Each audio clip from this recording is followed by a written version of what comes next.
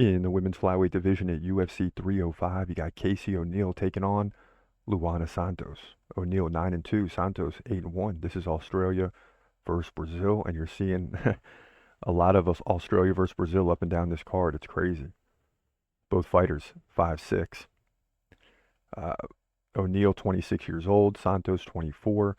O'Neill has a 2-inch reach advantage. Both fighters stand right-handed. Now, in terms of significant strikes per minute, you got O'Neill lands 8.4 per minute, Santos 5.3, so a little bit of a difference there in favor of O'Neill. Both fighters can land like, you know, a little bit better than a takedown every other round. So keep that in mind. There's going to be some takedowns and striking in this, and really both fighters got some good numbers. That's why they win.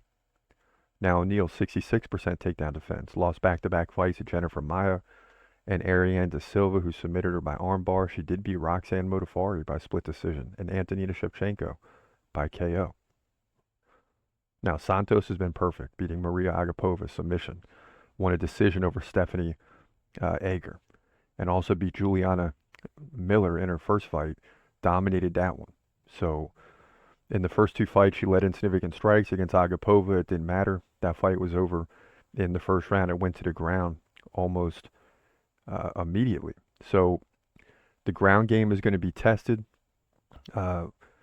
with both opponents. The strike game is going to be tested. But here's the deal. O'Neill lands a lot of significant strikes, right? Luana Santos can take her down.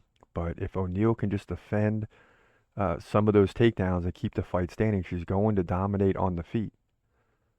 I mean, she is. Against Roxanne Modafferi, 229 significant strikes. Against Jennifer Maia, 137 significant strikes. So, what leads me to believe if she wins this fight is that she's got the home crowd with her, and it's very close.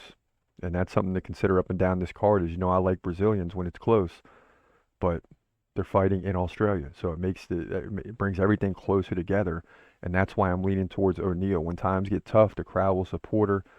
I believe she's going to overcome in this fight and get the win by decision. Look out for a wild round 3, where she wins that round to move to 10-2, women's flyweight division, UFC 305.